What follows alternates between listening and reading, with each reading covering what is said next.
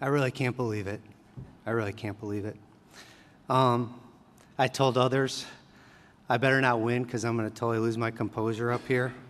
But then the more I thought about it, I thought, this is really my opportunity to try to share something with a lot of people, and so I'm going to do my best to do that.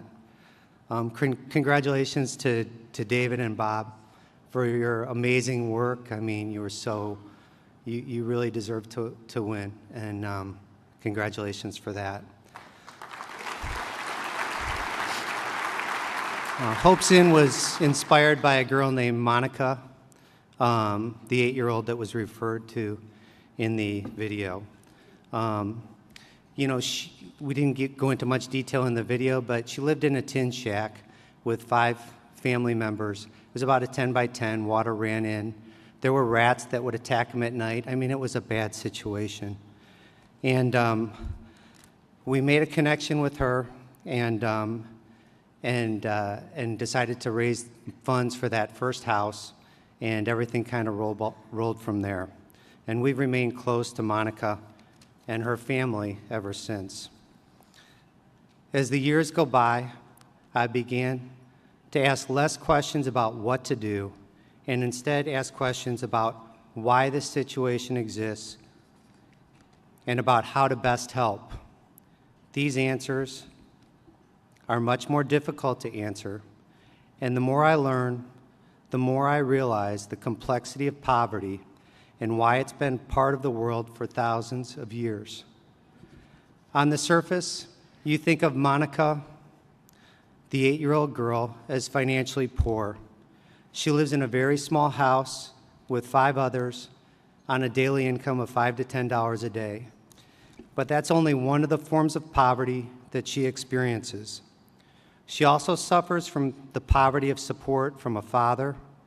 She suffers from the poverty of medical care and police protection. She's impoverished in education, where most kids drop out before high school. She was poorly nourished her entire life. She's poor in her motivation, her will, and she longs to be loved. Monica isn't just in need of money. For her and most of the people living in the garbage dump community and similar areas in the world, she's completely poor and is surrounded by others in the same boat. That's how it's been for generations there. But Monica dreams to be a teacher and to have a better life. She's intelligent, hardworking, and a beautiful girl. But in a sense, she was born in quicksand. And if I was born in that situation, I would be struggling to survive as well. I've learned that Monica is a strong girl, and the people that live there are as well. World poverty is unacceptable, but it will likely always be with us. Having seen this, when I reflect on my good fortune, having been raised with all these advantages, I am resolved. I don't feel bad. I am resolved to do my best to make a difference and do my part. So we know why there's poverty, and it's very complicated. But how is the best way to help? Well, for Monica, the first thing we did was provide relief from a dangerous situation by providing home and shelter.